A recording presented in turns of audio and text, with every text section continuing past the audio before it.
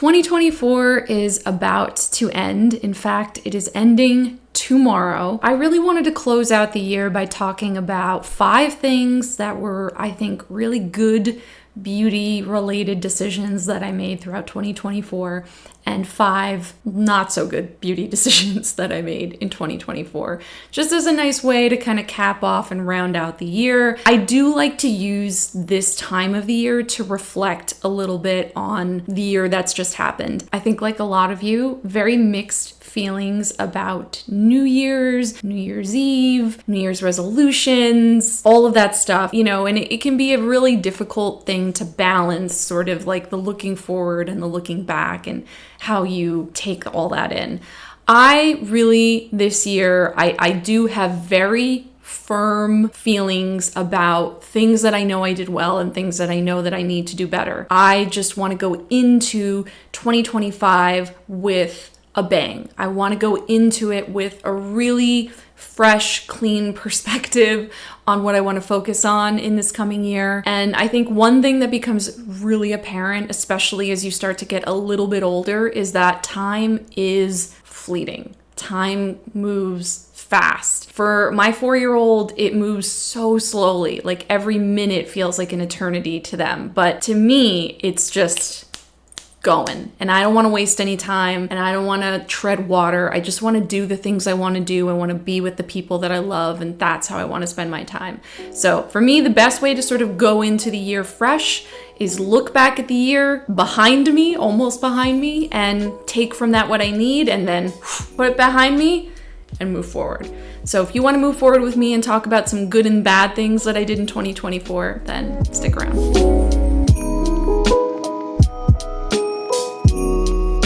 Okay, we're gonna start with the 5 worst beauty-related decisions that I made in 2024 because I want to end on the positive stuff. So we're gonna get the bad stuff out of the way so that we can jump ahead and get to the good things. So the first thing is that something that I started to do more this year that I really, really wish I hadn't sort of gone down that slippery slope was starting to buy some beauty products on Amazon. There's a few reasons why I wish I hadn't done this. First of all, it is the easiest way for me to have what feels like inconsequential, very mindless spending that happens because Amazon is all set up with all of our information, all of my cards are in there, and it's like an easy, literal 1-button click to get something to come.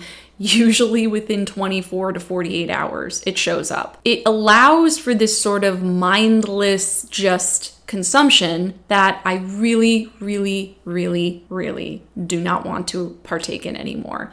It was something that started because there are a few Asian beauty brands that it seemed like I was more easily able to get through Amazon on occasion.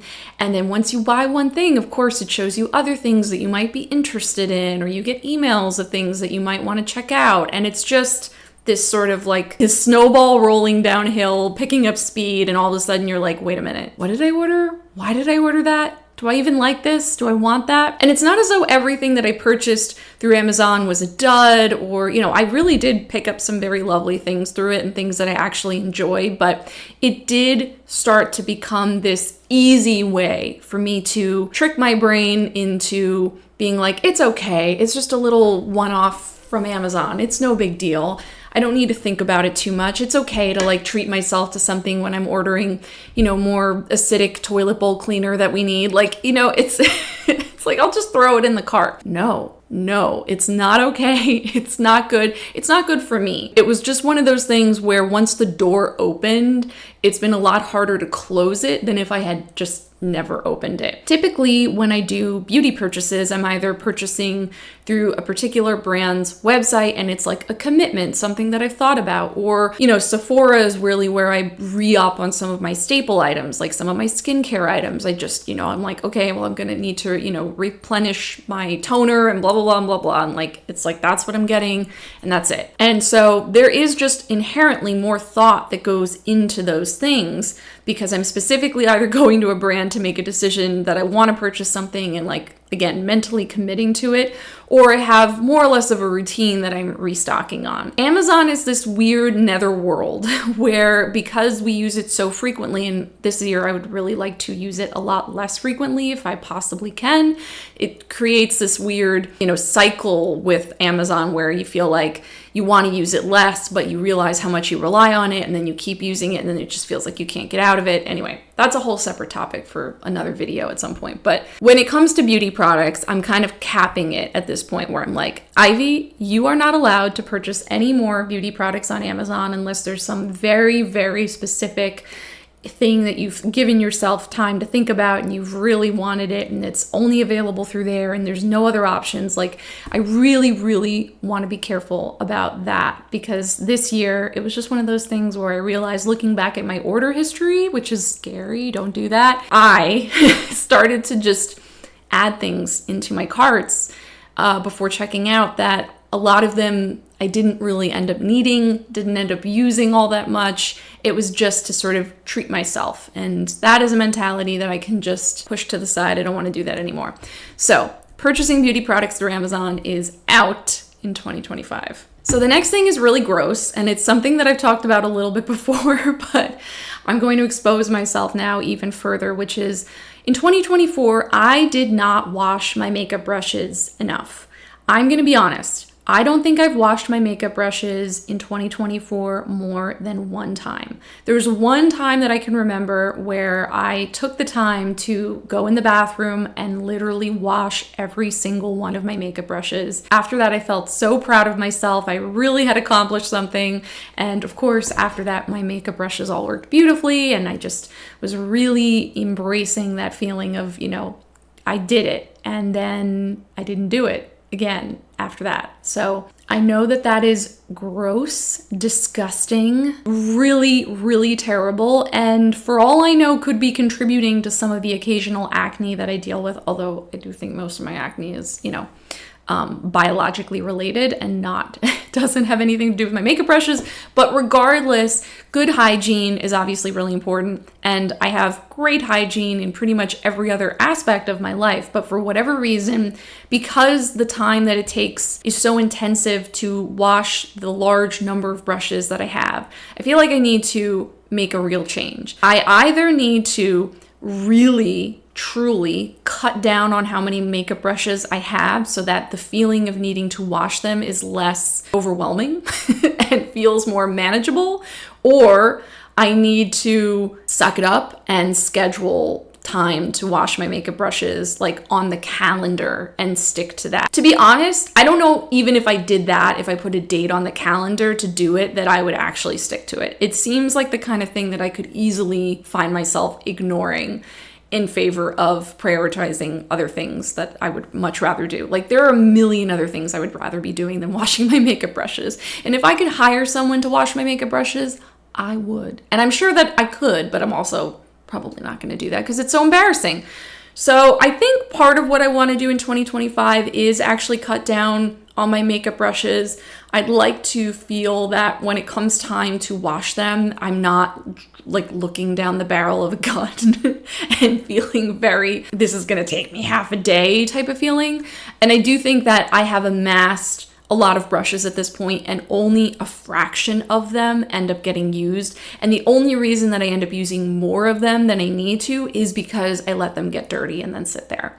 So I would love to commit myself to a little bit of a brush declutter and then commit to trying to make sure that I wash my brushes at least 4 times a year. I know even that sounds gross to a lot of you, but if I could do it 4 times a year, I feel like that would make a world of difference for me and for my tools and for my face. So that's what I'm kind of going to mentally commit to. If you think that's gross, peace be with you. That's fine. For me, I think it's probably going to work, and hopefully that will work. So second thing, definitely need to wash my makeup brushes more. Didn't do it more than once in 2024. The next thing is a little bit of a broader topic that we've talked about a bit on here before, and lots of other people that I follow have also spoken about at length. And that is the idea of confusing new with better. And that in particular, I think for me, was something that really was a big part of 2024, where I started to confuse new with better. And I'm not even talking more in that like overconsumption kind of speak, where it's like I realize I'm buying too much, and I'm just talking about even in circumspect purchases, even in purchases that I really considered and thought about, that all of the sudden things that were tried and true had worked for me for a long time, things that I really loved, I started to doubt their presence in my life because there was some newer version of it that had come out. And the assumption on my part was that, well, if it's newer, it probably is better because it's come out 5 years after the one that I purchased. And, technology in skincare and makeup has come so far in 5 years. And so it has to be better. That is a really, again, slippery slope and kind of a dangerous method of thinking, which is to assume that new is better. Because of course, there are some times, and I'm sure many of them are true in case of things I bought this year, there are times where new is better. They have made improvements. They've improved the ingredients. They've improved the wear time. They've improved the, the color payoff. They've improved whatever it is, and new could be better. But there's also plenty of instances where new isn't necessarily better. It's just new. It's just in different packaging. It's the same thing remarketed in a different way. And I really, really want to work hard on 2025 me, not losing sight of the things that actually do work so well for me, that I love, that are tried and true heroes, and not confusing myself and think that everything that's a newer version of that has to be better and has to be tried out by me. Part of that is just again, being more kind of conscious about what I'm bringing into my collection, giving things that I want to actually try a lot more time before I decide to bite the bullet and buy them, and just being more careful about where I am in the cycle of product usage. So for instance, if I'm in the middle of using up a skin tint, at that point in time, I should not be bringing in another skin tint. I don't want to be all of a sudden rotating out more. I'd really like to focus on using the skin tint that I have that I love. It's totally different if I have something I'm absolutely not jiving with and I'm like, okay, I can't deal with this anymore. I need to replace it. Like, that's okay in my mind. But the idea of taking something that's perfectly great, that I love, that I'm working my way through, and then bringing in something new to sort of dilute that feels counterintuitive. Like, why would I do that? Why wouldn't I just stick with the thing that I'm really enjoying, use it up, and then decide at that point whether or not I want to repurchase it or try something new? So that's a goal, which is, it's like a little bit of a panning type mentality, but I'm not going to go there entirely because I am the world's worst panner. I just am, and I never will be a good panner.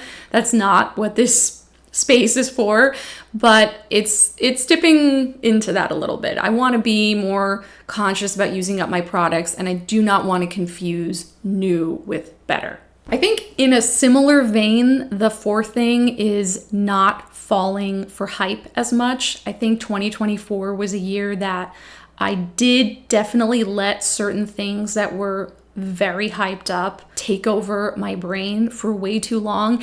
In some cases, I did actually purchase things that were super hyped up, and I regretted it later because I didn't give myself enough time to really decide if I needed it or wanted it, or, needed is like funny. I don't need any of it, but like wanted it bad enough that I wanted to bring it in like 6 months later. So I think a slow burn for me in terms of, again, deciding when and how I want to purchase something is a really important part of that. And as someone who's in the beauty space and has excitement around talking about these types of things, it's hard sometimes not to get into that hype space, because when everyone is talking about one thing, or at least it feels like that because you're on Instagram and everyone in your close friends is talking about one thing, you suddenly feel like, oh my God, I have to have that one thing. And it just is this like mental game. And, again, there were definitely things that I purchased that were hyped up that ended up being great, that I really enjoyed, that I have no regrets purchasing. But there were other things that I'm like, you totally didn't need that lip gloss. Like a great example is actually the Fenty lip gloss that came out in the like silver gray version. It was like a limited edition gloss. I have it.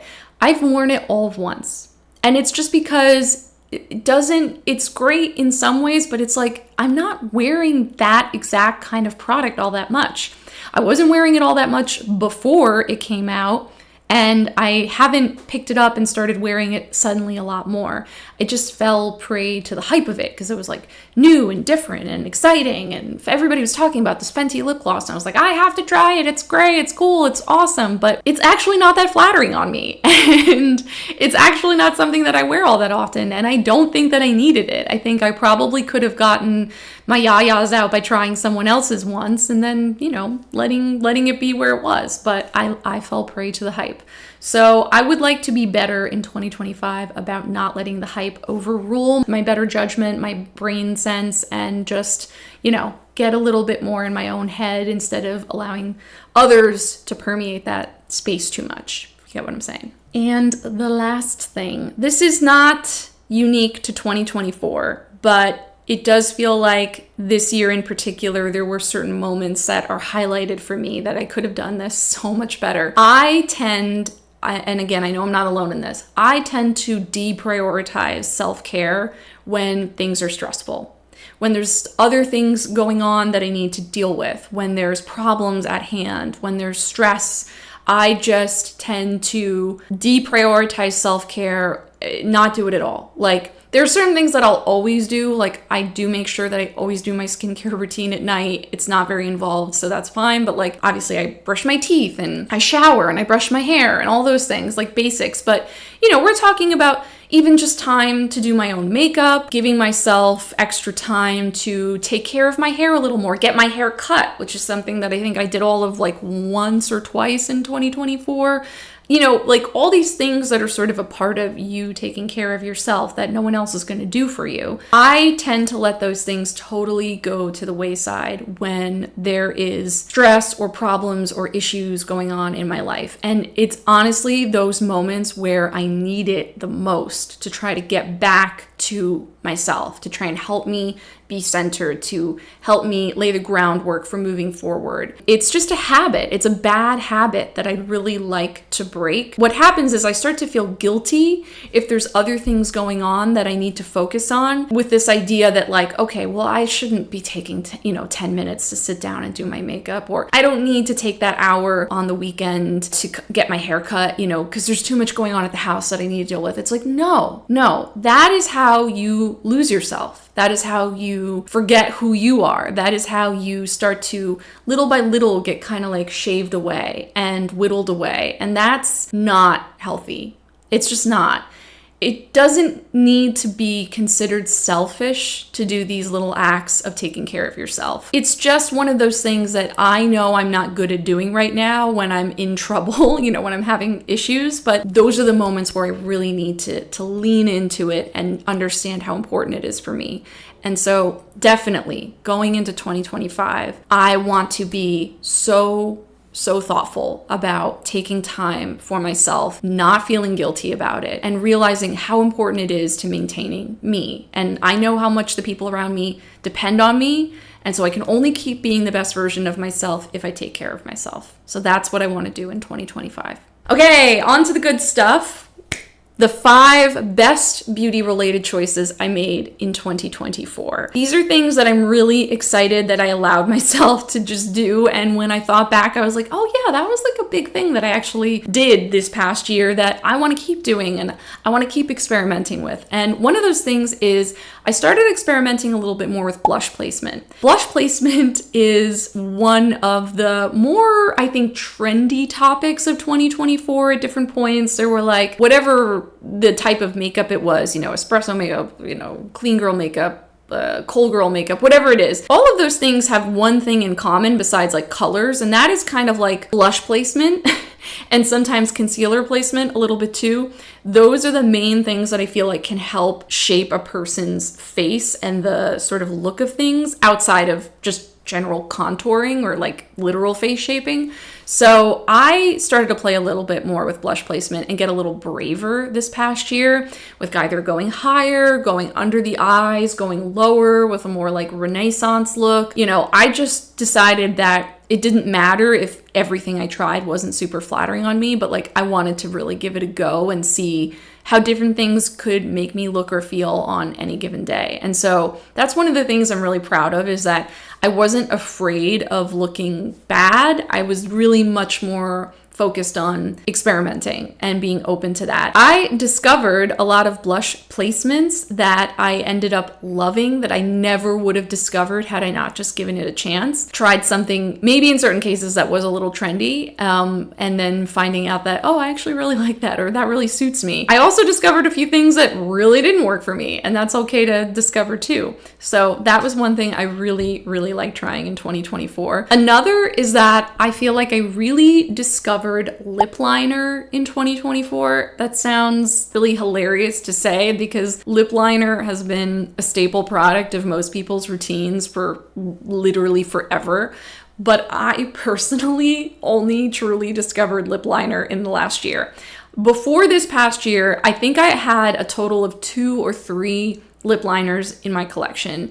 One was a red, one was a brown, and one was a nude, and that was it. And I really this year discovered what a big difference lip liner can make, not only for my lip shape, for my lip color, for the look, the definition. It totally changed my life. And I think it is one of those things that I only realized the importance of it as I've started to get a little bit older, because your lips do tend to kind of, I don't want to say shrink, but your lip line tends to fade and change. Things take more time to get poutier and bigger. And I'm not somebody who has any interest in like doing anything physical to my lips. Like, I don't want to get filler or a tattoo liner on my lips or anything like that. But lip liner goes a really long way as far as what you're able to accomplish with just makeup. I just found some formulas and some products this year that I really enjoy, because up until this point, I think I'd really only been using the Makeup Forever ones, which are still great and I still really like. But I discovered the liners from Unearthly Cosmetics that I really like. The Tower 28 ones. The Tower 28 ones I really love. The Draw Me liners. Those are some of my favorites that I tried. Some K-beauty brands that I really liked. There's a bunch of different things in my collection now, and they all do something a little bit different. It's now a really fun part of makeup that I'm enjoying exploring. And so thank you 2024 for being the year to introduce me to lip liner. I appreciate it. Another thing that I made a conscious effort to do in 2024 is try things again that didn't work for me in the past. So I actually have a video that at some point I want to remake. I did a video that I'll link it below. It's an old video at this point about cult products that didn't work for me. I've rewatched that video pretty recently and realized that more than half of those things I've actually tried again, and they actually do work for me now, or I found a way to make them work for me, or I just gave them another chance and discovered I actually really like them, or my skin prep changed from the time that I was using them to now, and so they actually work way better on my skin. Like, there's a lot of stuff in there that I actually really, really like now, and that's just because I decided to not be a stick in the mud and give them another chance. I know, for instance, it's like the Chanel Le Beige Fresh Water Tint. That was something that I really ragged on in that video, and I actually love that now and do use it and do find that there's times and places for me where that product works really great. Even the Merit foundation stick, when I first started using that, I hated it. I think a lot of it had to do with that I just didn't have enough moisture in my skincare routine at the time that I first started using it. And so it was dragging on my skin, and it was sort of like caking up in a way that it never does anymore. And I love that foundation stick. So there's a bunch of those instances. Again, I think I do want to kind of remake that video at some point in total, but that was a theme of 2024, was just trying things again that I thought didn't work for me and then rediscovering that I could actually really like them or even love them. The next one is another sort of like broader topic, and I talk about this a little bit more in my video where I spoke about basically how my relationship with eyeshadow has totally changed in the last year or so. I think the basic idea is that in 2024, I started to embrace the idea that it's okay for your habits to change. It's okay for your likes to change. You don't need to hold on to stuff that's not serving you anymore. And so I had this whole built up idea in my head that if I started to focus less on eyeshadow or get away a little bit from sort of the eyeshadow bubble that I'd created for myself, that I would just lose. That people who had followed my channel for that kind of content would be mad, that I would be mad at myself because I had all of this eyeshadow that I ended up wanting to sort of declutter, that I had led myself down a path that I wasn't happy about. But it's only been positive, like net positive, since I started to actually embrace those changes and let them be celebrated versus try to hold on to things that just aren't making me feel good anymore. And so that has been a huge attitude change for me from, I think, 2023 into 2024, and certainly going into 2025. I'm really excited to kind of continue to just let myself be where I want to be and not feel pigeonholed into some kind of place because that's where I think I'm supposed to be or what I need to be doing. It's like, no, if I'm not there right now, that's okay. There may be some cases in which some of, you out there decide, well, she's doing content that's not for me right now. That's totally fine. And that's perfectly reasonable. And I think lots of us go through phases with content creators where we're like, I'm jiving with what they're posting right now and I love every video. And, maybe I'm going to take a break from this person. I'm just not sure that I'm on the same page with them anymore. And that's okay. Like, I just accepted that that was probably going to be a part of my journey and that was okay. And for the record, I still love eyeshadow. I still wear tons of eyeshadow. I still buy eyeshadow. So it's not as though it's like gone from my repertoire, but I didn't feel the need to sort of be beholden to it anymore. And that's really opened me up to so many things. It opened me up to lip liner, for Christ's sake. Like it took me out of my bubble, and I have no regrets letting myself go down that road. I'm really, really so much happier now. And the last thing, and this is something that I've only really, I would say within the last 4 to 6 months started to get into a little bit more, but I have started to explore scent a little bit more. I still feel completely hapless when it comes to talking about scent because there are so many people on YouTube that I find have the most eloquent, beautiful, delicious way of talking about scent that it takes time to sort of build up to that ability, and I would say lacking at this point with my vocabulary in terms of ways and of talking about scent and knowledge of scent. So I would never go out there and at this point necessarily make like a scent video or a scent specific video, but I do think I want to start incorporating my testing of perfume and scent into my content a little bit more, and I've just been exploring it more. It's just become a part of something that I've been doing. And I started a Scentbird account. I don't know how long I'll use it, but I'm really enjoying it. And it's not something I've ever allowed myself to go down the road of exploring before because it's so expensive. And it's just not one of those things that I felt comfortable purchasing a lot of. But I think in the sampling of it, I'm way more, open and able to do some of that. And I hope that Scentbird will allow me to do a little bit more of that, and there might be some other things that I'll try, but I'm really excited about it, and I'm excited that I'm actually finding scents beyond sort of the 2 that I've had for the last 8 years or something that I really enjoy and that I actually can find myself wearing. I feel like scent's been a really hit or miss battle for me where I've found a lot of things that I just didn't like, and it's kind of turned me off to that world for a long time. But once I started discovering things that I actually liked, it made me realize that by virtue of that, I could find more things that I liked and I could try more things, and it really does totally change how you walk around in the world depending on what you smell like. And that, much like your makeup, it can really represent how you're feeling that day or how you want to represent yourself to the world. It's really cool. And it's a part of, I think, beauty that I'm allowing myself to finally open up to by virtue, again, of not being beholden to this, I'm an eyeshadow person. It's no, I'm an everything person. I'm a beauty person. I like all of it. I really want to explore it all. So scent became a much larger part of the back half of 2024 for me,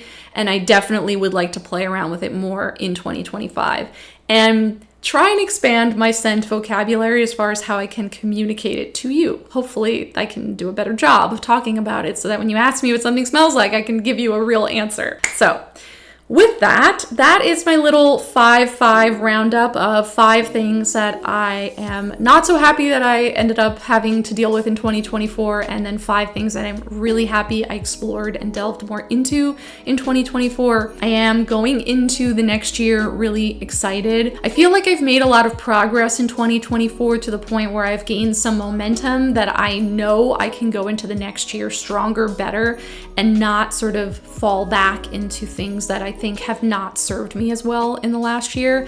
I do feel really good and really happy and really positive about what's coming. I'm also really nervous because like I have a new job, as I mentioned, and I really want to do well, and I just, you know, I have some butterflies around that, but I'm excited.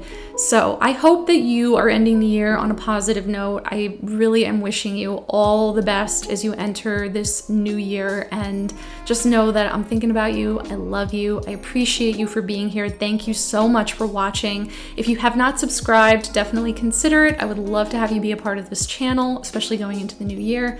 And I hope you have a wonderful rest of your day, whatever you are doing, a wonderful rest of your year. And I cannot wait to talk to you in the next one and the new year. Bye.